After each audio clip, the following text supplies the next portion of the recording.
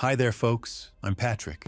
Today, I'm covering factory workers who punched in for a normal shift, but brutal accidents made sure they never punched out. From a worker trapped inside a giant industrial mixing bowl to another who fell into a tank of boiling chocolate, which ended their last shift in crazy ways I still can't process.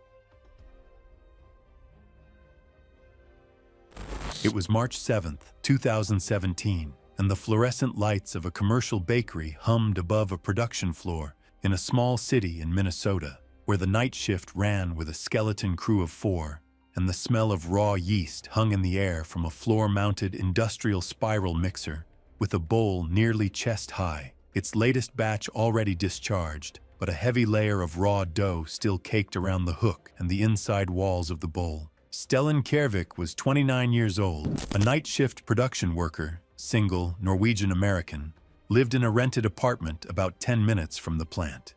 He had been on the night shift for a little over 2 years and pretty much ran the overnight reset by himself. His job was to get the line cleaned and prepped before the morning crew clocked in at 6. Most nights he had the floor to himself for the last 2 hours. He kept a tally on the inside of his locker door of how many consecutive shifts he had prepped the line before anyone else arrived, and he was at 43. Nobody asked him to track it. That tally is what got me, because it means he had climbed into that mixer at least 43 times before, and every single time he walked away. Every night, same process. Power down the mixer, climb inside the bowl, scrape the residue off the dough hook with a plastic scraper, climb out, restart. It was faster than waiting for the cleaning crew who came in at 6, and several night shift workers later admitted they cleaned the mixer this way regularly. Workers later told investigators the safety interlock on the bowl had been bypassed months earlier because it repeatedly stopped production during cleaning. There was no written lockout procedure for cleaning the mixer interior. The power down was the procedure, as far as anyone on the floor was concerned. The control panel was on the other side of a wall, out of sight from the bowl opening. That night, Stellan powered down the mixer from the panel, walked around the wall, and climbed into the bowl. He was inside, crouched beneath the dough hook, scraping the residue, when a co-worker on the other side of the wall restarted the cycle from the control panel. The co-worker later told investigators he had no idea anyone was inside because there was no lock on the panel, no tag, no sign, nothing. The hook began turning through the heavy mass of residual dough still packed around it and the bowl walls. What I need you to understand about this one is that even the leftover dough is the weapon. Because packed around the hook and bowl walls, there's still enough mass to pin a person and restrict movement almost immediately. Heavy enough to compress the chest, and it fills every gap. The dough hook rotates slowly, but with enormous force, and the dough moves like wet cement once the hook starts dragging it. It doesn't splash, it rolls. It folds over itself and over anything caught inside the bowl. Co-workers heard the motor strain under the added resistance and ran to the panel.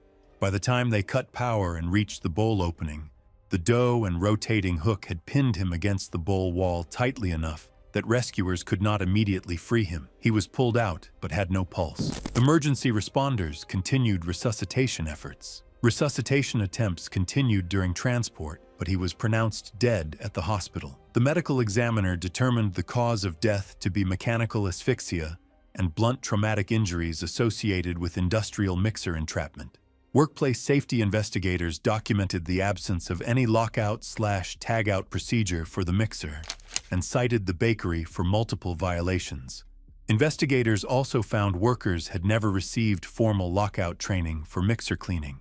The co-worker who restarted the cycle was not charged because there was literally no system in place to tell him someone was inside. The tally inside Stellan's locker was photographed during the investigation. 43 marks. I keep thinking about the co-worker because he did the exact same thing Stellan had done dozens of times from the other side of that wall. And on this night, the timing overlapped by less than a minute. This next one is the one where I spent the most time trying to understand what went wrong.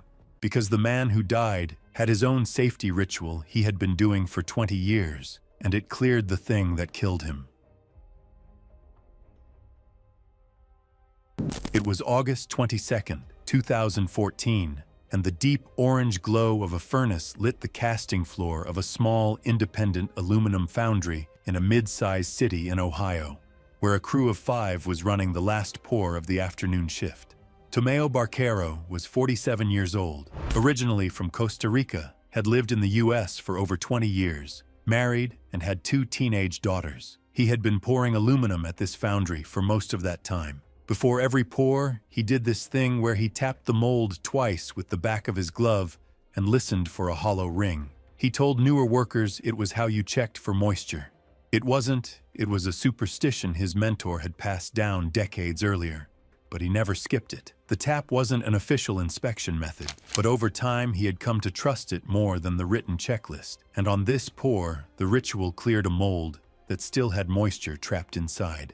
The last pour of the shift. 5 pours already that day, and this was the one everyone wanted to finish fast. Tomeo tapped the mold, got his ring, and signaled the crane. Molten aluminum, heated to roughly 1,400 degrees Fahrenheit, flowed from the crucible into the mold. A small amount of water, trapped in a pocket at the base of the mold from an incomplete preheat cycle, made contact with the liquid metal. What happens next is something foundry workers call a steam explosion, because the water flashes to steam instantly, and the volume expansion is so violent it launches molten aluminum in every direction. The splash pattern covered a wide area of the casting floor. Investigators estimated the spray reached over 15 feet in multiple directions. Tomeo, standing closest to the pour, took the worst of it. Molten aluminum across his arms, chest, neck, and face. A co-worker roughly 10 feet behind him caught splash across one arm and shoulder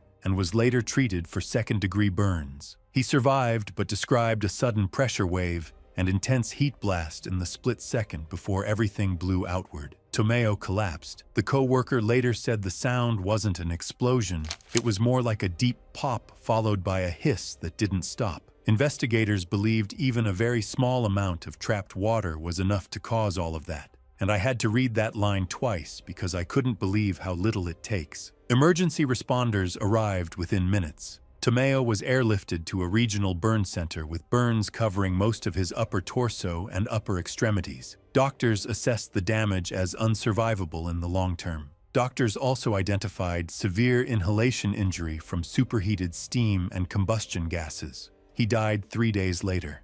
The medical examiner determined the cause of death to be multi-organ failure secondary to extensive thermal burns from molten metal contact. The foundry overhauled its mold inspection and preheat protocols after the investigation. The 2-tap habit was noted in the report as an informal method that had been passed down for years. All right, so this next one is the one I had the hardest time sitting with because she wasn't even supposed to be on that machine. She was covering someone else's station for the overtime, and the thing she reached for was worth less than the glove it pulled in.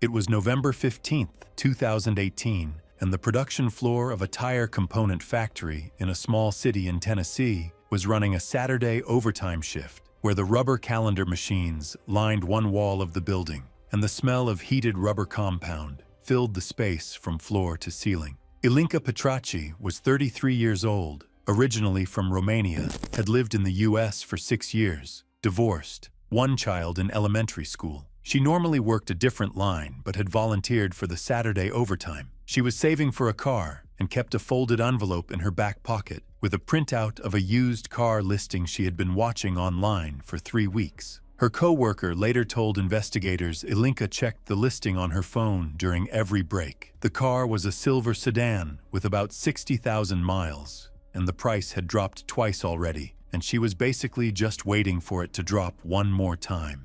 That envelope is what stayed with me, because it means every extra shift and every overtime hour was pointed at one specific thing, and she was covering someone else's machine to get there faster.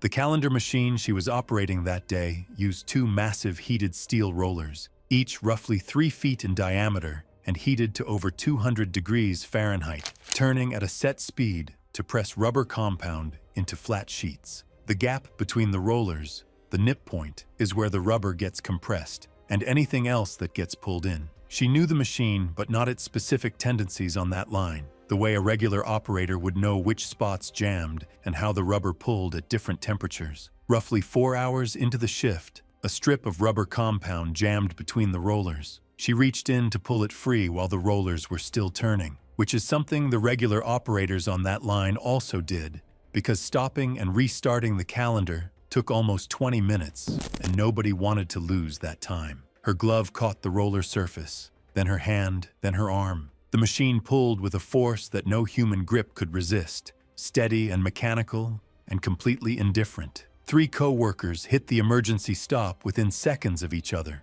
A reverse bar beneath the rollers was never activated, and investigators concluded nearby workers either couldn't reach it or weren't trained to use it. But the roller's mass meant they didn't stop instantly. The machine continued rotating briefly after the emergency stop due to roller inertia. Engineers who reviewed it later estimated several inches of additional travel before the rollers fully stopped. That doesn't sound like much until you understand what's between them. I'm not going to describe what the investigators documented at the NIP point, because I think you understand what 2 heated steel rollers do to a human arm, and the medical examiner's report is specific enough. She was conscious when co-workers reached her. Paramedics arrived within minutes and transported her to a trauma center. She arrived in critical condition, with catastrophic crush injuries and massive blood loss. She died during surgery.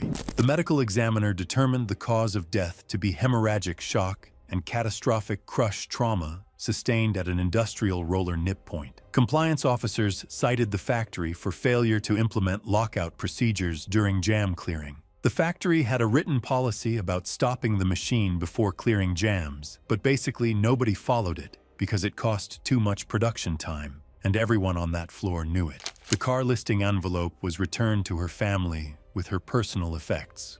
So this next one is different from the others, because the thing that killed him wasn't a blade or a roller or a chemical, it was chocolate. And I know how that sounds, but I promise you, by the end of this one, you won't hear that word the same way. It was January 11th, 2016, and the production floor of a chocolate manufacturing plant in rural Georgia smelled overwhelmingly sweet, where a row of open tempering tanks held liquid chocolate at roughly 120 degrees along an elevated walkway above the mixing line. Slow-moving agitator paddles beneath the surface kept the chocolate circulating in each tank. Winston Dabney was 22 years old, from a small town nearby, single, still in his first 6 months at the plant. It was his first real factory job out of community college, and he was still in his probationary period, which meant his review was coming up in about 2 weeks. And a co-worker later said Winston had been picking up every task he could, volunteering for stuff that wasn't even his job, trying to make sure nobody had a reason to let him go. His mother said the job meant more to him than any he had before. She said it was the first job he ever had that came with a badge, and he treated it like it actually meant something. That badge is the detail I can't shake from this one, because it tells you how much this job meant to him, and how new he still was to understanding what these machines could do. That afternoon, a sensor on the walkway above one of the tempering tanks flagged a blockage. Winston grabbed a long-handled tool and leaned over the railing to try to clear it, which is apparently what the guys on the line did instead of draining the tank, because draining it meant losing an entire batch. The tool slipped. He reached for it, and his weight shifted over the railing. He went over the side into the tank. The chocolate was roughly 120 degrees Fahrenheit. He could move, but not effectively. The interior walls of the tank were smooth stainless steel with nothing to grip. No rungs, no ladder, no retrieval system. The slow-moving agitators beneath the surface kept pulling the liquid in a steady, circular current that worked against him every time he tried to push toward the edge. He could move his arms, but with nothing solid to grab onto and the agitators constantly shifting the liquid around him. Every attempt to reach the wall just burned more energy without getting him any closer. Co-workers on the walkway could see him struggling, but could not reach him without going in themselves. Co-workers lowered a hose and then a long-handled paddle into the tank, but he couldn't hold on. His hands kept sliding off, and the smooth walls gave him nothing to brace against while he reached. I need you to sit with the mechanics of this for a second, because this isn't water. The walls were slick. The agitators kept pulling him off balance, and every time he braced his hands against the steel, they just slid right off. He was burning energy, fighting the current and the surface and getting nowhere. He exhausted himself fighting the slick walls and the agitator current, and once his strength gave out, he couldn't keep his head above the surface. He went under near one of the agitator arms and became trapped against the side of the tank. Emergency responders pulled him out, but he had been under for several minutes. He was pronounced dead at the scene. The medical examiner determined the cause of death to be asphyxia associated with submersion and mechanical entrapment in industrial processing equipment. The facility investigation found that the tank system predated newer guarding standards and had been grandfathered in under older facility designs. The walkway railing height was below current requirements, and the maintenance platform lacked any fall arrest equipment, and that sensor maintenance was routinely performed with the tank full, in violation of the plant's own written procedures. His badge was still clipped to his jacket when they pulled him out. His mother told investigators she keeps it in a drawer at home. "I need to warn you about this next one because the man who died had actually raised the exact concern that killed him. He said it to his supervisor. He said it more than once, and they turned the system down anyway to save on the electric bill."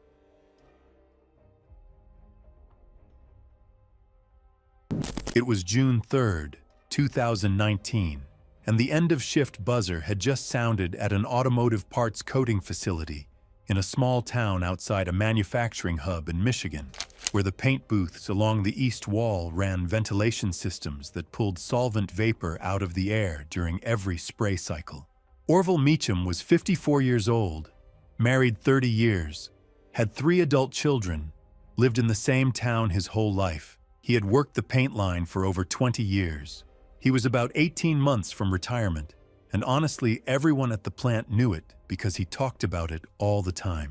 He kept a countdown on a sticky note inside his toolbox lid, days to retirement, and updated it every morning with a pen from his chest pocket. His wife found the toolbox in his truck after the incident. The sticky note read, 547. The countdown wasn't about leaving work.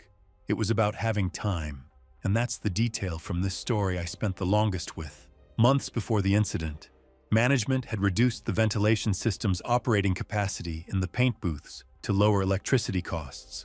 Orville had raised it with his supervisor at least 3 times over the preceding months, according to co-workers who were present for 2 of those conversations.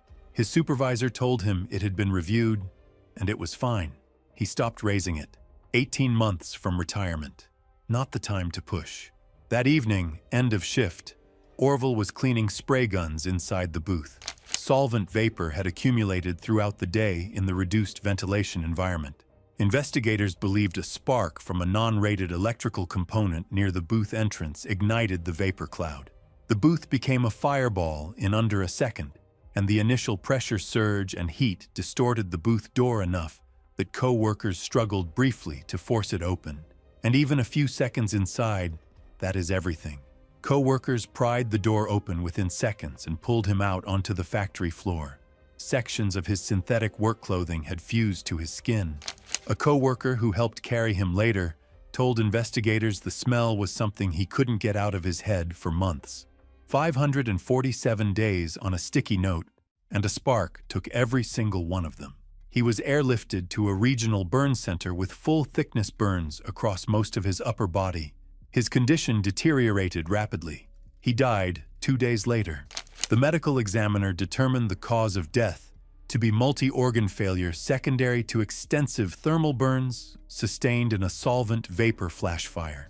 Investigators reviewed whether management decisions contributed to the unsafe vapor conditions, and the maintenance log showing the exact date it was turned down was entered into evidence. Workplace safety regulators issued citations. The facility was shut down pending a full review. So this next one is the slowest death in this video, and honestly the hardest one for me to research, because she was alive the whole time, and nobody knew she was missing.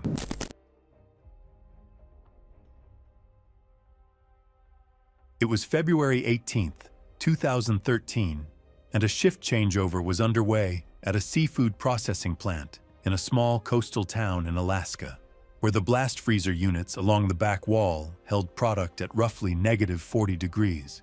Dagmara Červik was 38 years old, originally from Slovakia, had lived in the US for 9 years, single mother, with one son, age 11.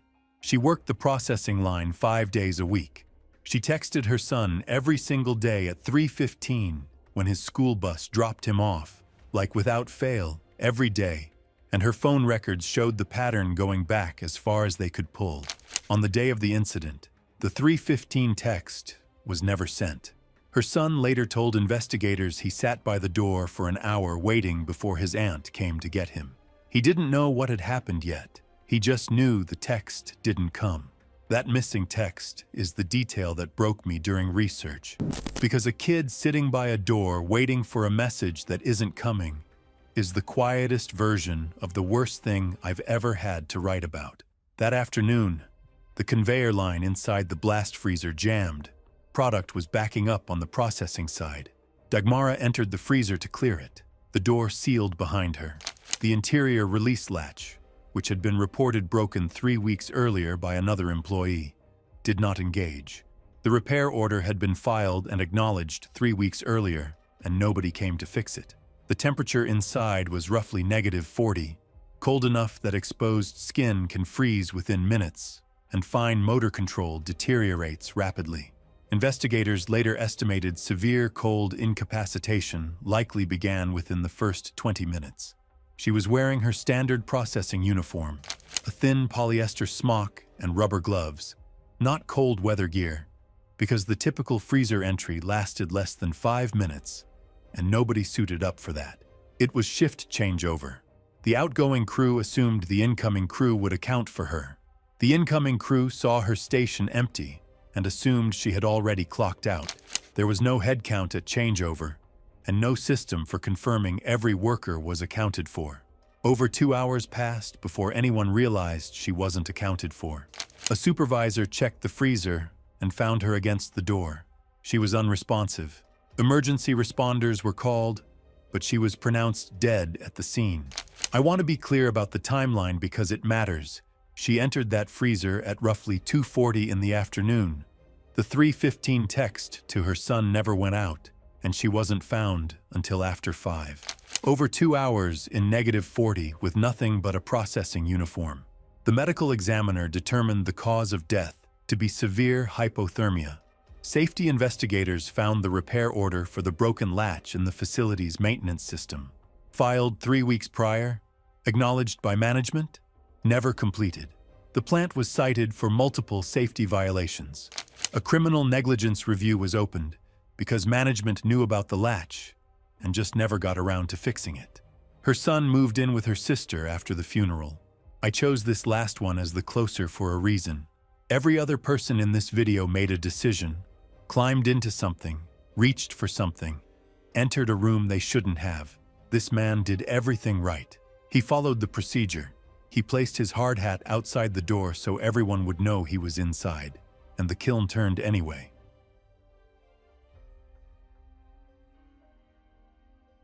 It was October 9th, 2015, and a cement plant on the outskirts of a small city in central Texas sat quiet during a scheduled maintenance shutdown, where the main rotary kiln, a steel cylinder roughly 12 feet in diameter, had been cooled and locked out for refractory brick replacement.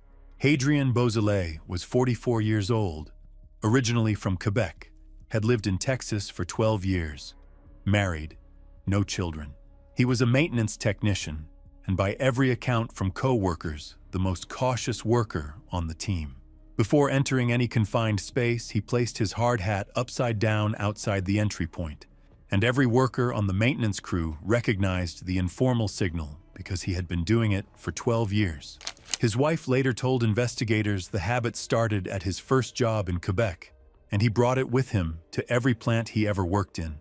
I asked about that detail because his floor manager kept bringing it up in his statement. Not the kiln, not the sound, the hat. He said it was the most Hadrien thing he had ever seen him do.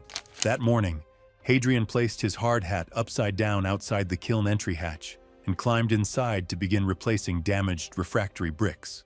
The kiln had been shut down and a lockout had been initiated, but the lockout was incomplete. The burner system was secured and tagged, But the rotation drive, which is a completely separate system, was not locked out, and nobody caught it. Hadrian trusted the lockout without verifying it himself. He had no reason not to. The tag was on the panel. A control room operator conducting a systems check before the plant restarted initiated a test rotation on the kiln drive. The cylinder began to turn, even at its slow rotational speed. Hadrian was inside. The kiln's interior is lined with abrasive refractory brick, and with every revolution he was tumbled against it. Co-workers outside the kiln heard him within seconds and sprinted to the control room. The kiln rotated far enough to repeatedly carry and drop him against the refractory lining before the drive was stopped, and I'm not going to describe what the interior of that kiln looked like when they opened the hatch, because the investigation photos are in the file, and I think you understand. He was pronounced dead inside the kiln. The medical examiner determined the cause of death to be multiple blunt force injuries and extensive abrasions sustained during kiln rotation. The control room operator told investigators he did not see the hard hat outside the entry point. I don't know if that's true, and honestly, I'm not sure it matters, because the hat was there, and the kiln still turned. The safety investigation found the partial lockout was the result of a systemic failure. Investigators also found the confined space entry permit had been signed without verifying the kiln drive isolation. The procedure listed the burner and the rotation drive as separate steps, but the sign-off form only had one signature line. The worker who initiated the lockout signed it after securing the burner, assumed the rotation drive had been handled by someone else, and moved on.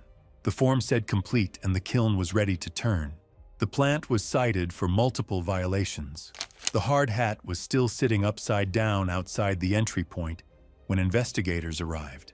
His wife told a reporter she still puts his hard hat upside down on the kitchen table on the anniversary, not for anyone to see, just because. She said she doesn't really know why she does it, except that he always did, and stopping would feel like admitting he's not coming back through the door. I don't have anything to add to that. I think that's the last thing I want you to hear in this video.